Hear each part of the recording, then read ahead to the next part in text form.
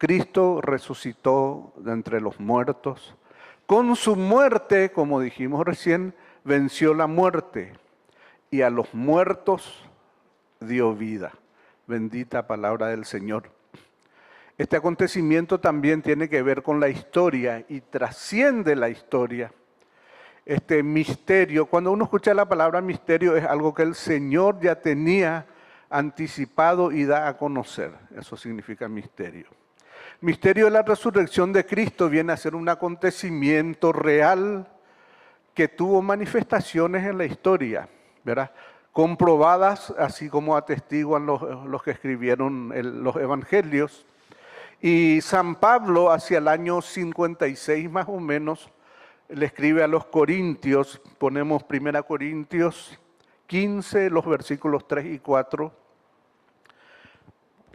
Porque yo os transmití en primer lugar lo que a mi vez recibí, que Cristo murió por nuestros pecados, según las Escrituras, que fue sepultado y que resucitó al tercer día, según las Escrituras, que se apareció a Cefas y luego a los 12. ¿Con qué tenía que ver eso? Con algo que el apóstol Pablo recibió. ¿Qué es lo que recibió?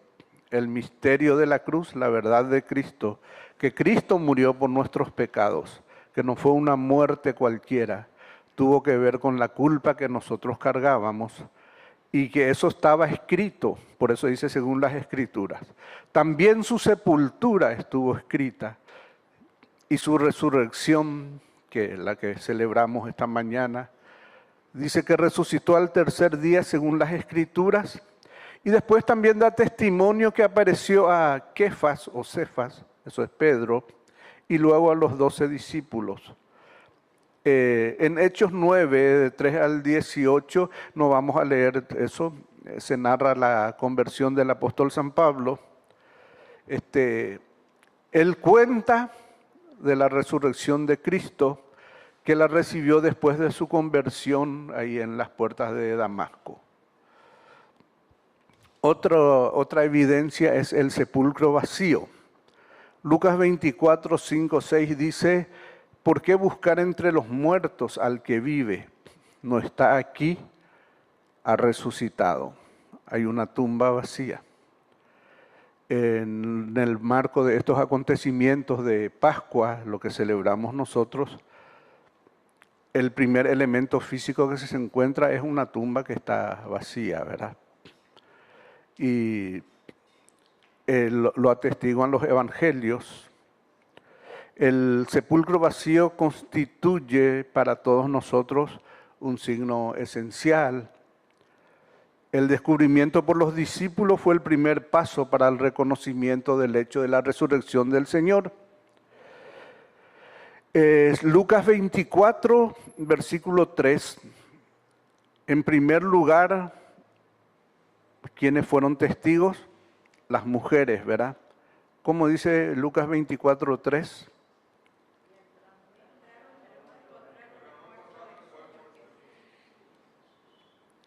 Y 22, 23, los versículos, Lucas 24, 22, 23.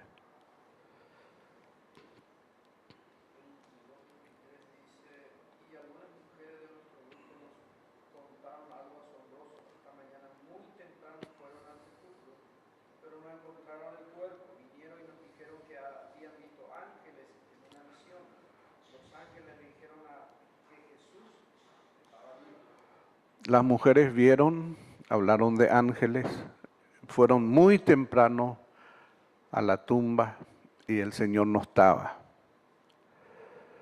Qué hermoso eso, ¿no? Decir un poco el ángel del Señor. En los momentos que te sientas en las pruebas más duras, en botundereza, deja que el Señor te ministre y el ángel del Señor va a estar contigo siempre. Cuando parece que todo ya termina, cuando ahí está el ángel del Señor. El ángel del Señor trae una manifestación de la presencia de Cristo a las mujeres que fueron a buscar la tumba y estaba vacía. Hay una realidad física, pero el Señor nos conceda en su gracia poder percibir el mundo espiritual. Así cuando cantamos, los de nuestro lado son más que el adversario, miles de ángeles a nuestro favor. Amén. Después apareció a Pedro, el discípulo que Jesús amaba. A Juan, él afirma que al entrar en el sepulcro vacío y al descubrir las vendas en el suelo, Juan 26, vio y creyó. Pareciera ser que la forma en que se vendaban era toda la parte del cuerpo y después la parte de la cabeza. Eso estaba separado. Acá no le ponían nada. Y que cuando entró, miró y creyó, dice la expresión, es porque vio los lienzos que estaban puestos de tal forma como si el cuerpo hubiera salido de ahí, ¿verdad? Entonces vio y creyó, dice la Juan 28. Eso supone que él constató en el estado del sepulcro vacío, ¿verdad?, que la ausencia del cuerpo de Jesús no había podido ser obra humana y que Jesús no había vuelto simplemente a una vida terrenal como había sido el caso de Lázaro. Apareció a varias personas.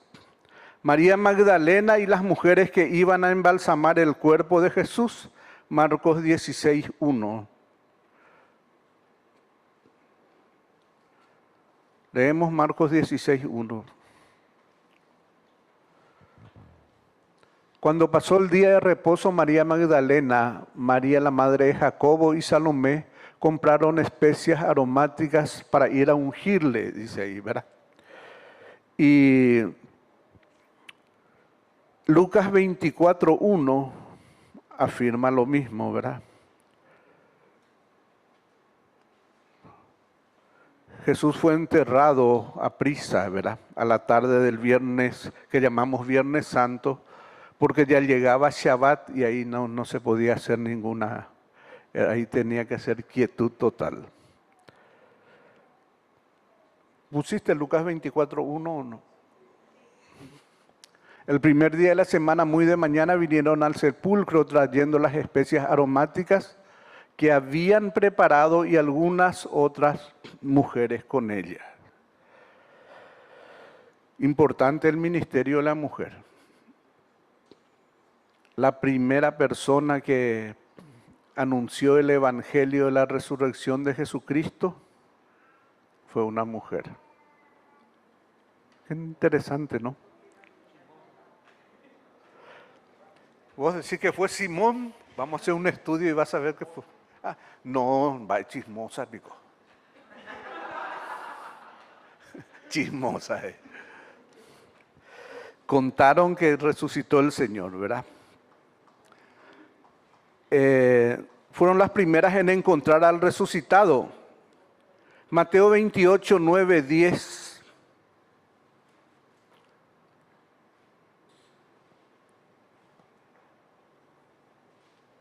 Leemos todos juntos. He aquí Jesús les salió al encuentro diciendo, salve, y ellas, acercándose, abrazaron sus pies y le adoraron. Y el 10 dice, entonces Jesús les dijo, no temáis, id, dad las nuevas a mis hermanos para que vayan a Galilea y allí me verán. ¿Cómo? Ahí contesta Sofía, le dijo, id y dad las buenas nuevas. O sea que fueron a anunciar el evangelio. En el 9, ¿qué notaron que hicieron las mujeres? Adoraron.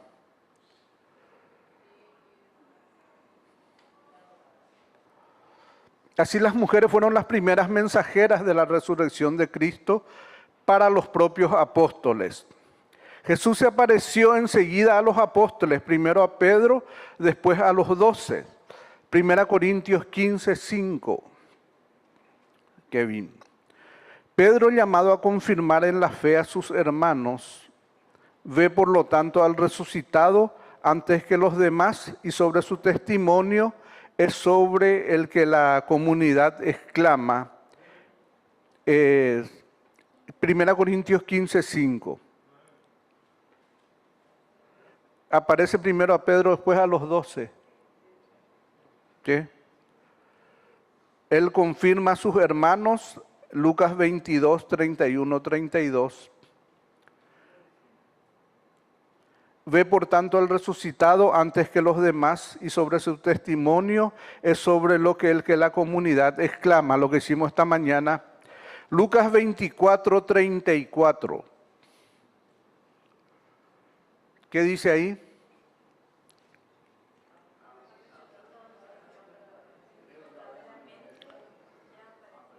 Esta mañana temprano, ¿qué dijimos? El Señor ha resucitado.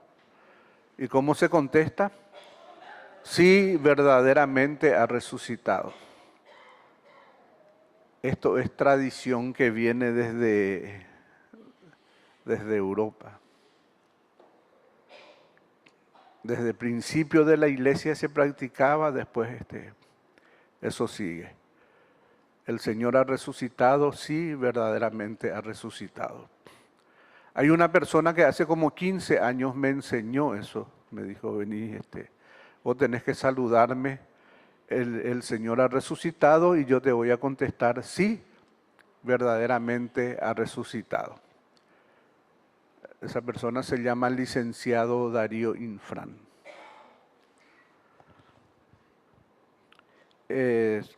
Entonces la aparición del Señor, todo lo que sucedió en este tiempo que llamamos Pascua, comprometía a los apóstoles a la construcción de un nuevo tiempo que comienza en esa mañana. ¿Por qué? Porque fueron testigos de la resurrección de Cristo. Ellos son las piedras sobre las cuales el fundamento es apostólico. Quienes eran testigos oculares, ¿verdad? Por eso dice la carta a los Efesios, sobre el fundamento de los apóstoles y profetas. El testimonio de hombres concretos conocidos de los cristianos, y también dice que la mayor parte aún vivían estos testigos de resurrección. Hechos 1:22 está eso. Son ante todo los 12, ¿verdad? Pero no solamente ellos. Está Hechos 1:22.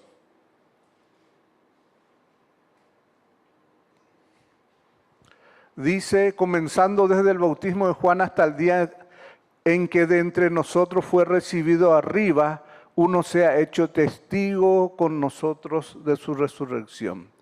Era uno de los requerimientos para ser un apóstol, quien reemplazaba a Judas en este caso, ¿verdad? También son ante todos los 12, pero no solamente ellos, había más testigos. Pablo habla claramente de más de 500 personas a las que se apareció Jesús en una sola vez, además de Santiago y de todos los apóstoles. 1 Corintios 15, del 4 al 8, vamos a leer, para que veamos estos testigos de la resurrección. Y que fue sepultado y que resucitó al tercer día conforme a las Escrituras. El 5 dice que apareció a Cefas y después a los 12. Después apareció a más de 500 hermanos a la vez, de los cuales muchos viven aún y otros ya duermen. Era el año más o menos 56 después de Cristo, cuando se escribe la primera carta a los Corintios. ¿Qué dice entonces? De que de esas 500 personas, además de los apóstoles, algunas estaban en ese momento ahí. El Señor permitió que sean testigos oculares, no solo los 12, sino que también como 500 personas más. Testigos de la resurrección de Cristo. También habla de Santiago, Jacobo, el hermano del Señor. Hay toda una historia interesante ahí. Ante estos testimonios es imposible interpretar la resurrección de Cristo fuera del orden de lo físico, porque hubo mucha gente que le vio, ¿verdad? y no reconocer como un hecho histórico. La fe de los discípulos fue sometida a prueba, ¿verdad? Una prueba radical en la muerte en la cruz de su maestro. Él anunció de antemano su muerte, Lucas 22, 31 y 32. El Señor ahí anuncia su muerte. Dijo también el Señor: Simón, Simón, he aquí Satanás os ha pedido para zarandearos como a trigo. Y el 32 dice: pero yo he rogado por ti que tu fe no te falte, y tú, una vez vuelto, confirma a tus hermanos. No veo mucha relación con lo que les dije, pero no sé cómo anoté acá. Pero él anunciaba su muerte, Lucas 22, 31, 32. Eso sacudió tan grande a los discípulos que por lo menos algunos de ellos no creyeron. ¿Verdad? No creían tan pronto en la noticia de la resurrección, porque nunca había, ¿verdad?, que te digan que alguien resucitó. Los evangelios, lejos de mostrarnos una comunidad que decía, sí, creo, ¿verdad?, nos presenta a los discípulos abatidos. Lucas 24, 17, ellos estaban mal, ¿verdad? Y les dijo: ¿qué pláticas son estas que tenéis entre vosotros mientras camináis? ¿Y por qué estáis tristes? Eran los discípulos de Maús, ¿verdad?, cuando iban caminando. ¿Qué pasaba con ellos? Estaban tristes. ¿Por qué? Porque el Señor había muerto, se terminó todo para ellos. Estaban tristes y aparte tenían miedo. O sea que alguien puede estar triste y tener miedo.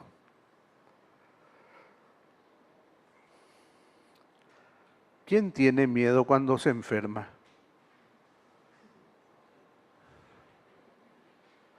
¿Para qué me señalan a mí?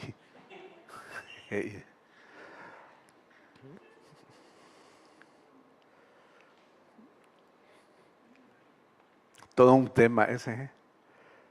Cuando los varones nos enfermamos, crisis total.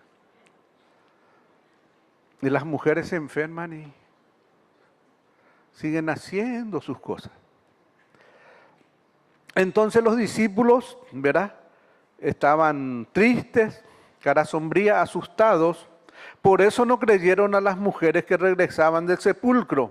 Y sus palabras le parecían como que no era cierto, estaban desatinados. Lucas 24, 11, podemos leer eso.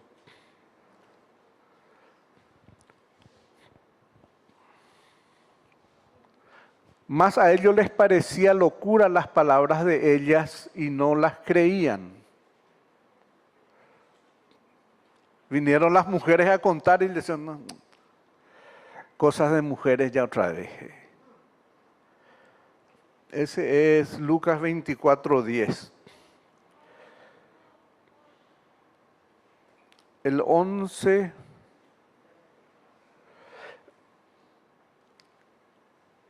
Mas a ellos les parecía locura las palabras de ellas y no las creían. Eso también está en Marcos 16, el 11 y el 13.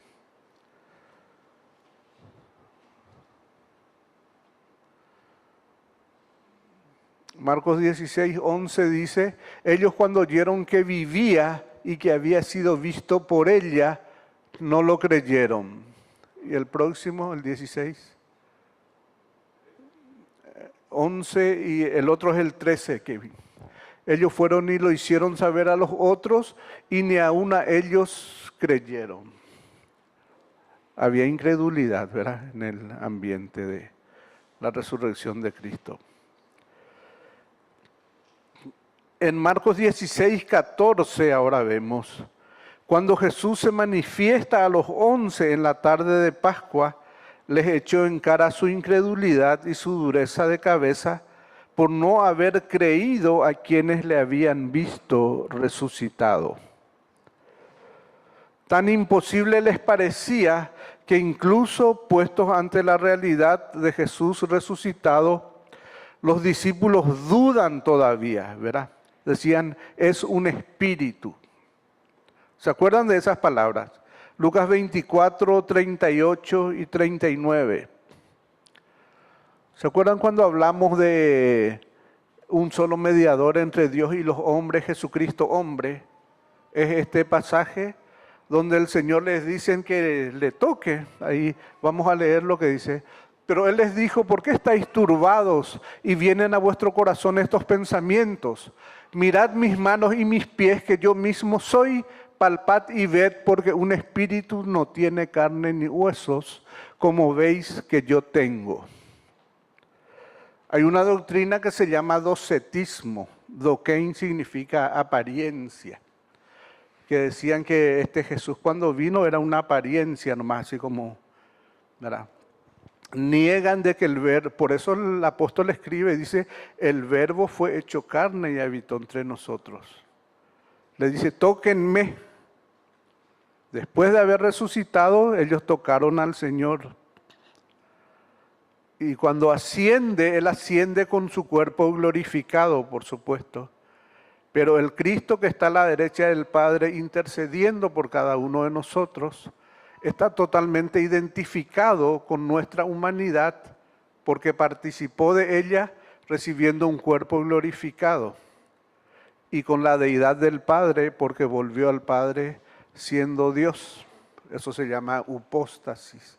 O sea, Él tiene las características para estar a favor de la humanidad siendo Dios.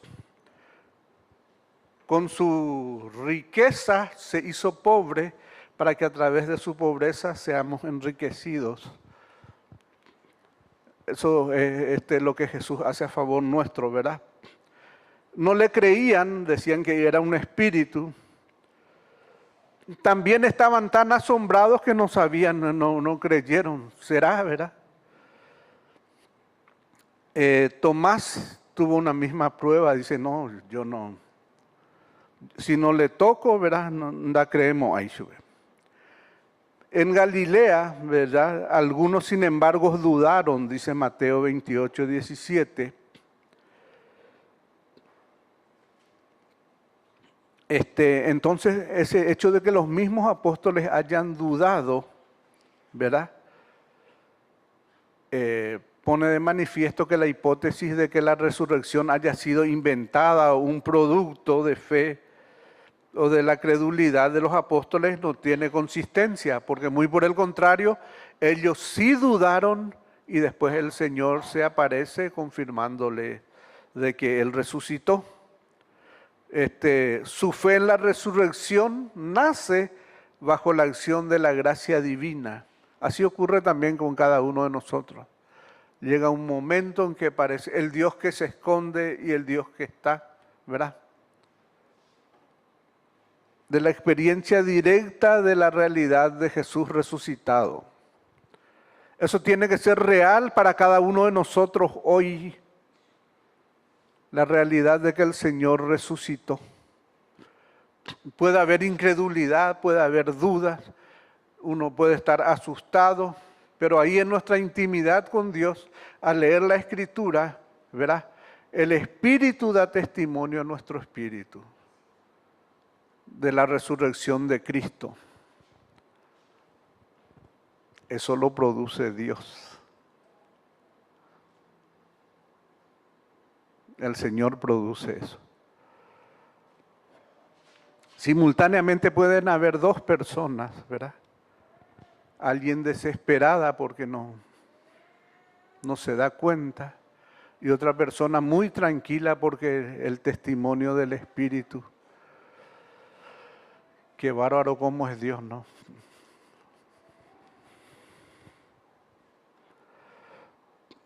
Muéstrame tu gloria, le dijo Moisés.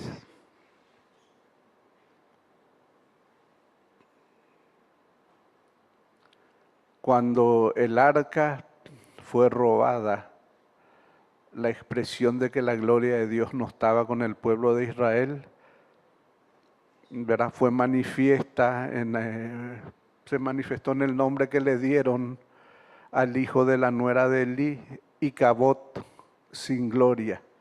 Traspasada fue la gloria del Señor. La gloria del Señor en cada uno de nosotros es un testimonio interior de que nos confirma de que es realidad lo que declaramos, de que Cristo murió, fue sepultado, pero también que resucitó al tercer día, de que va a volver otra vez, es una obra del Espíritu. Tenemos que pedirle al Señor cuando leemos las Escrituras de que eso sea una realidad en cada uno de nuestros corazones, de que nos conceda esa gracia.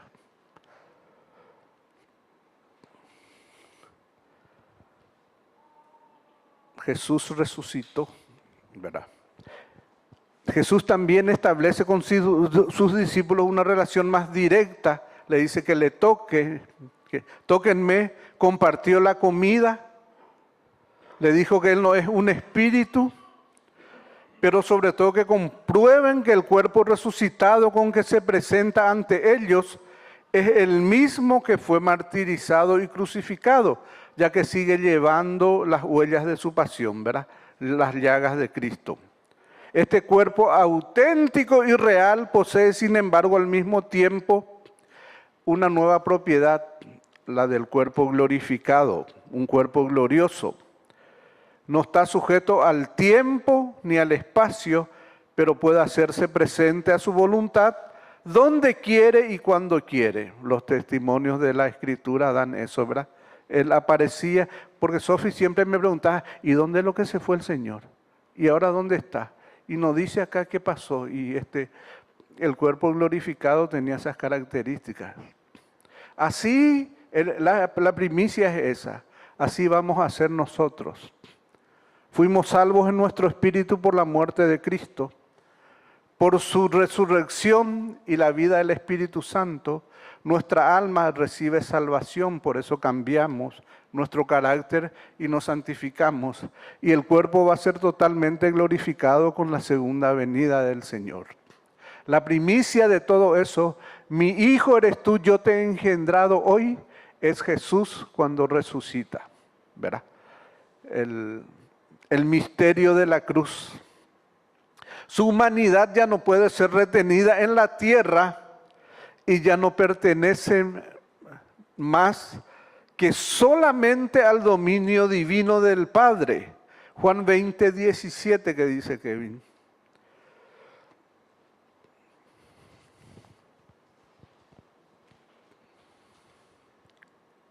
Jesús le dijo, no me toques porque aún no he subido a mi Padre, mas ve a mis hermanos y diles, subo a mi Padre y a vuestro Padre, a mi Dios y a vuestro Dios.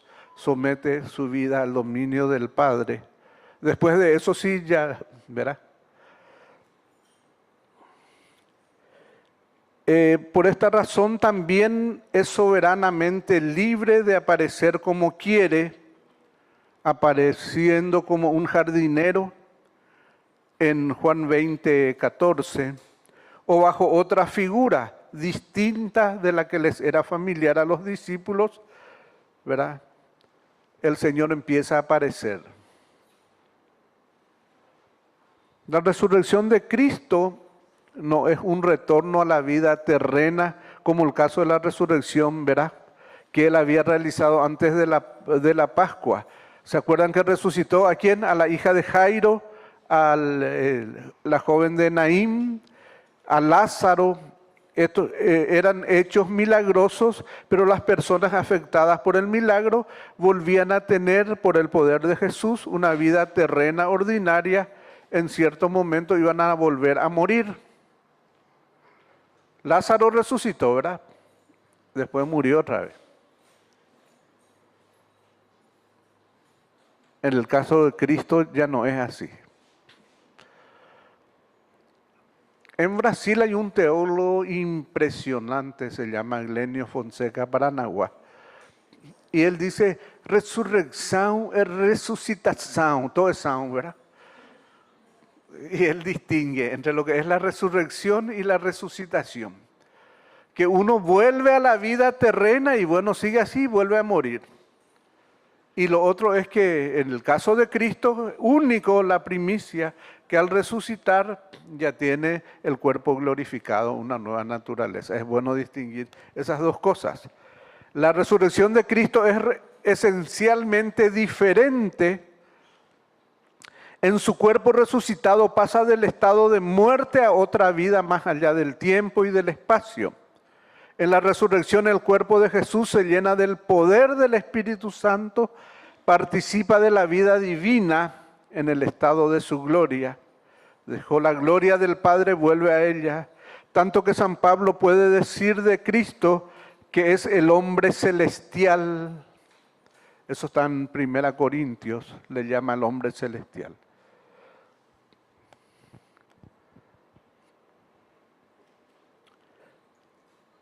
Nadie fue testigo ocular del acontecimiento mismo, la resurrección. Ningún evangelista describe en ese momento en que resucitó. Nadie puede decir cómo sucedió físicamente, más aún su esencia más íntima, el paso a otra vida, ¿verdad? Acontecimiento histórico demostrable por la señal del sepulcro vacío y por la realidad de los encuentros de los apóstoles con Cristo resucitado.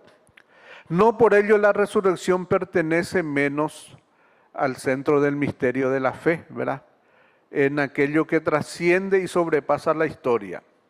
Por eso Cristo resucitado no se manifiesta al mundo, sino a sus discípulos, a los que había subido con él desde Galilea a Jerusalén y ahora son testigos suyos ante el pueblo. En la resurrección de Cristo participa la Trinidad. La resurrección de Cristo es una intervención trascendente de Dios mismo en la creación, en la historia. Vamos a ver aquí las tres personas divinas actúan juntas a la vez y manifiestan su propia originalidad. Se realiza por el poder del Padre, dice Hechos 2:24, que el Padre ha resucitado a Jesucristo. A Cristo, su Hijo, y de ese modo introduce en una perfección la humanidad de Cristo. Le resucita a Cristo el Padre, dice acá en Hechos 2:24. Jesús se revela definitivamente Hijo de Dios con poder, según el Espíritu de Santidad, por su resurrección de entre los muertos, Romanos 1:4. Y San Pablo insiste en la manifestación del poder de Dios por la acción del Espíritu que vivificó la humanidad muerta de Jesús y la ha llamado al estado glorioso del Señor. En cuanto al Hijo, Él realiza también su propia resurrección en virtud de su poder divino. Jesús anuncia que el Hijo del Hombre deberá sufrir mucho, morir y luego resucitar. Él anunció eso, ¿verdad?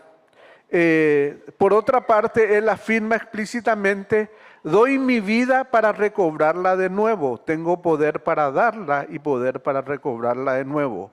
Juan 10, 17, 18. Dios el Padre, Dios el Hijo y Dios el Espíritu Santo, operantes en la resurrección de Cristo. El Señor Jesús dijo, no, a mí no me van a matar. Yo voy a dar mi vida y la voy a volver a tomar. En el tiempo que queda, que el Señor nos dé entendimiento de la obra de Cristo en la cruz del Calvario. Que el espíritu de fe en medio nuestro traiga una convicción interior, sobre todo para los momentos de dificultad. Dice que cuando estamos enfermos o la parte física es afectada, algo ocurre con nuestros sentidos. El alma humana es muy frágil. y necesita ser vivificada por el Espíritu Santo. Las palabras, aunque ande en valle de sombras y de muerte, no voy a temer mal alguno porque tú estarás conmigo, tienen que vivificar nuestro espíritu y eso a través de una mente renovada, dar entendimiento a que en sus manos estamos seguros, de que hay una cruz, de que hay un morir, pero de que hay un tercer día de resurrección. Los que ya no tenemos a nuestros seres amados, quienes durmieron, ¿verdad?, en el Señor, tenemos la esperanza de volver a verles, porque Cristo resucitó, nosotros también vamos a resucitar. Porque Él se levantó de entre los muertos, nosotros también vamos a levantarnos. Él la primicia, nosotros el resto de las personas que vamos a ser glorificados con nuestro Señor. La tumba quedó vacía, la muerte fue vencida por la muerte de Cristo. El triunfo de Jesús en la cruz del Calvario vuelve a darnos, ¿verdad?, el sentido de poder pertenecer a Dios y formar parte de su plan eterno. Cuando el hombre cayó, cayó en su espíritu, cayó en su alma y cayó en su cuerpo. Cayó en su espíritu porque se separó el espíritu humano del espíritu de Dios. Eso se llama muerte espiritual, separación. Cayó en su alma porque en vez de obedecer a Dios, quiso hacer su propia voluntad. Y a esa rebeldía se le llama pecado. El peor pecado es querer hacer las cosas como a mí se me antoja, independizándome de Dios. Y en ese momento, cuando queremos guiarnos por nuestros impulsos, por nuestra forma de ver las cosas, hacemos las cosas según nuestro antojo y dejamos lugar el consejo del Señor. Y el cuerpo que fue sometido, ¿verdad?, a tiempo y espacio, que se denigra, que se pudre, ¿verdad? Polvo eres y al polvo volverás. Esa es la situación humana. A través de la resurrección de Cristo, cuando Él es declarado Hijo de Dios, el Padre declara estas palabras: tú eres mi Hijo, yo te he engendrado hoy. Ya no engendrado como nosotros, sujetos a tiempo y espacio, frágiles, débiles, sino es la primicia de un cuerpo glorificado, donde su espíritu está en constante comunión con Dios, con el Padre. Él puede discernir la voluntad de Dios, puede ver, puede ser guiado por el Espíritu Santo del Señor. Su alma está en constante comunión con Dios. Los sentimientos de que Dios tiene hacia nosotros de continuo bien ya se hace realidad también lo que cantamos: no habrá necesidad de la luz ni el resplandor, ¿verdad? Ni el sol dará su luz, ¿verdad? El estado del alma en comunión con Dios encuentra, ¿verdad?, lo que hacía falta a ese vacío interior cuando la vida de Dios no se manifiesta en nosotros. En tu presencia hay plenitud de gozo, delicias a tu diestra para siempre. Es una realidad al 100%. Engrandece mi alma al Señor y mi espíritu se regocija en Dios mi Salvador. Viene a ser pleno, ¿verdad? Es para lo cual fuimos creados. La vida en su plenitud se manifiesta en cada una de nuestras vidas. Y el cuerpo ya no sujeto a enfermedad, ya no sujeto a cansancio, sino que un cuerpo glorificado hace de que en espíritu, en alma y en cuerpo nosotros volvamos al estado que Dios siempre quiso para nuestras vidas, a su propósito eterno de tener una familia de hijos semejantes a Jesús, ya no perteneciendo al pecado, sino que con un plan glorioso del Señor para cada uno de sus hijos.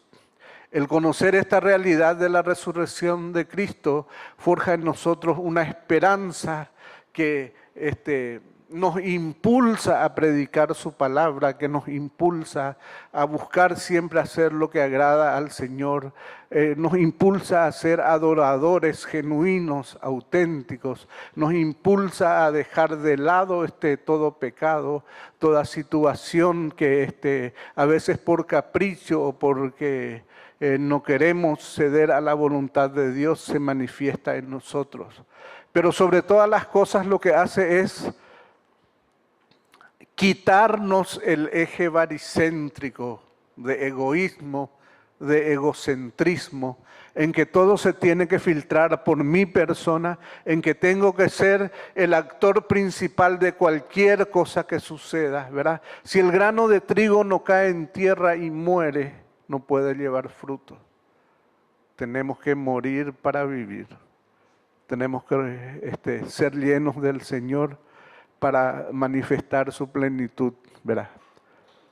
Porque hay una cruz que es muerte, hay un morir, dice, pero hay un tercer día de resurrección. Jesús resucitó. Amén.